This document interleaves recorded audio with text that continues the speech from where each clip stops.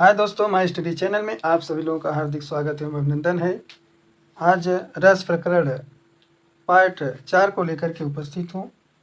इससे पहले आप लोगों ने जो है श्रृंगार रस और करुण रस के विषय में अध्ययन कर चुके हैं और आज तीसरे क्रम पर शांत रस का अध्ययन करते हैं। शांत रस की बात की जाए दोस्तों, जहाँ किसी घटना को देखकर मन में निर्वेद या वैराग्य अथवा तटस्थता का भाव उत्पन्न होता है, वहाँ शांत रस हो जाता है दोस्तों। जैसे तेहपुर बसत भरत बिनुरागा चंचरीक जिम चंपक बागा, ये पंक्ति तुलसीदास जी के द्वारा लिखी हुई है और इसमें इस पंक्ति के अंतर्गत जो है आलंबन की बात की जाए तो ईश्वर के प्रति चिंतन और संसार की जो असारत होती है। उद्दीपन में सत्संग, दर्शन और ग्रंथों का पठन पाठन होता है। संचारी भाव की बात की जाए तो इसमें ग्लानि, दैन्य और जड़ता होता है और आश्रय के अंतर्गत दोस्तों व्यक्ति आते हैं। चौथा है दोस्तों रौद्र रस। रौद्र रस की बात की जाए तो किसी व्यक्ति के द्वारा क्रोध में किए गए अपमान आदि के भाव की जो परिपक्वता होती है उसे रौद्र रस कहते हैं दोस्तों। एग्जाम्पल में, उस काल मारे क्रोध के तन कापने उसका लगा, उस काल मारे क्रोध के तन कापने उसका लगा, मानो हवा के जोर से सोता हुआ सागर जगा।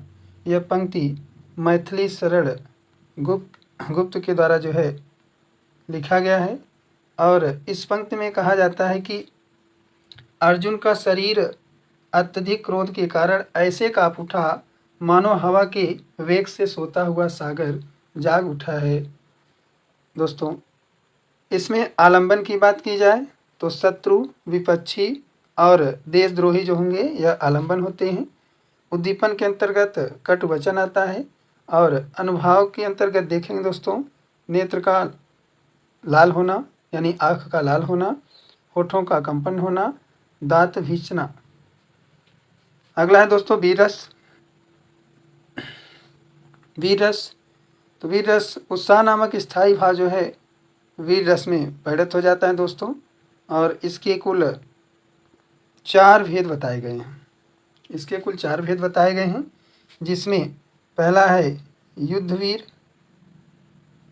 और दूसरा है दानवीर और तीसरा है धर्मवीर और चौथा है दयावीर। दोस्तों युद्ध के अंतर्गत वीरता को प्राप्त करना और किसी भी मुनि या अन्य लोगों को जो है दान प्रदान करना, धन के प्रति वीरता और दया की भाव में भी वीरता व्यक्त करना, जो 4 भेद बताए गए हैं वीर रस के अंतर्गत आते हैं। ये जो चारों भेद हैं इसमें बताया गया, जैसे वीर तुम बढ़े चलो, धीर तुम बढ़े चलो, सामने पहाड़ है, सिंह की दहाड़ है। ये द्वारिका प्रसाद माहेश्वरी के द्वारा जो है इस पंक्ति को लिखा गया है दोस्तों।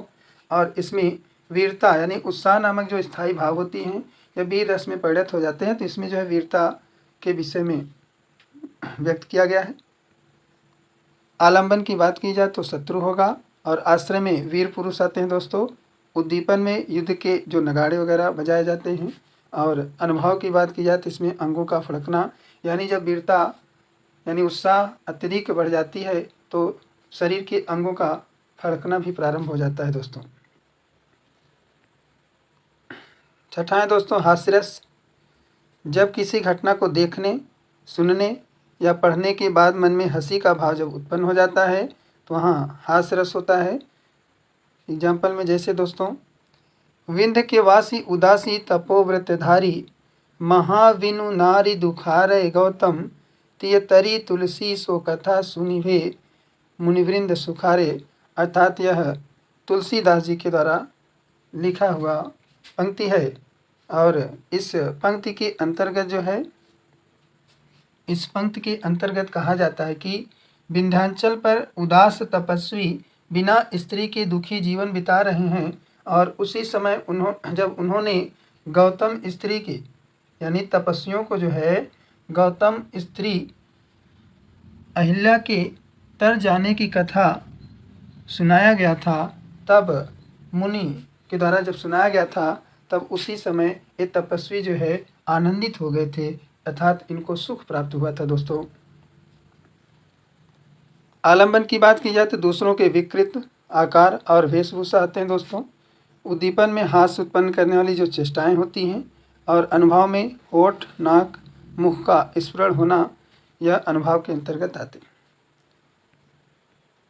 भयानक रस दोस्तों सातवां है, किसी भयप्रद वस्तु, व्यक्ति या स्थिति का ऐसा वर्णन जो मन में भय का संचरण करता है, वहाँ पर भयानक रस हो जाता है। दोस्तों, जैसे उधर गरजती सिंधु लहरियाँ, कुटिल काल के जालों सी, चली आ रही फेन उंगलियाँ, फन फैलाएं ब्यालों सी। दोस्तों, यानी इसमें एक तरफ यानी सिंधु नदी के विषय में बताया गया है कि जो उनकी लहर बहुत तीव्र गति से उड़ती हुई है, ऐसा लगता है कि मानो फेन के रूप में उनकी अंगुलियां फन फैलाए हुए बहुत तीव्र गति से प्रवाहित हो रही हैं। अर्थात यहाँ पर दोस्तों भयानक की बात की गई है। आलंबन में दोस्तों भयानक दृश्य है और उद्दीपन में चेष्टाएं, नृत्य, कोलाहल अथवा जो शोर कहते हैं। अनुभव के अंतर्गत कंप, स्वर भंग हो जाना, भयानक दृश्य को देखने के बाद स्वर भंग भी हो जाते हैं और पलायन भी होता है। दोस्तों, जैसे एक स्थान से दूसरे स्थान की तरफ लोग पलायन भी कर जाते हैं, यानी चले जाते हैं। संचारी भाव की बात की जाए तो शंका, चिंता और दैत्य के आते हैं। दोस्तों, आठवां विभत्स रस, जुगुप्सा, घृणा नामक स्थायी भाव, विभाव आदि भाव में जब सम्मिलित होकर के विभत्स रस में परिणत हो जाता है दोस्तों, तो वहाँ पर विभत्स रस होता है। जैसे सिर पर बैठो काग, आँखि दो खात निकालत, सिर पर बैठो काग, आँखि दो खात निकालत, खींचत जीभ सियार, अति आनंद उर धारत। दोस्तों, यहाँ एक मृत शरीर पर जो है यानी एक मृत जानवर है और उसके पैरों पर जो है कौवा बैठ करके उसके दोनों आँख को जो है खींच करके निकालता है, मतलब दोनों आँखों को जो है खाता है। और खींचत जीभ सियार, अति आनंद उर्धारत, और पास में ही उस मृत शरीर को जो है सियार अपने जीभ के माध्यम से, अपने मुख के माध्यम से खींच करके जो है अत्यधिक आनंद को प्राप्त करता है। तो दोस्तों, इसमें कहने का तात्पर्य है कि जो आलंबन होगा मांस, अस्थि, रक्त, शमशान और दुर्गंध होते हैं। उद्दीपन में रक्त, मांस आदि का सड़ना, यह उद्दीपन के अंतर्गत आते हैं। और नौवां है दोस्तों अद्भुत रस, किसी असाधारण वस्तु या दृश्य को देखकर मन में विस्मय नामक स्थायी भाव, विभाव आदि में जब सम्मिलित होता है तो वहाँ पर अद्भुत जो है अद्भुत रस होता है। दोस्तों, जैसे देख यशोदा शिशु के मुख में सकल विश्व की माया, क्षण भर को वह बनी अचेतन, हिल न सकी कोमल काया।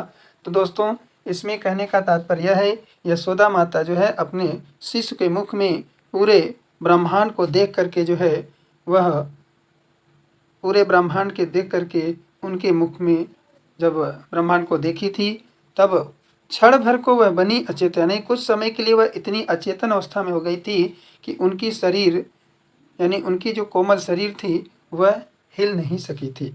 तो दोस्तों,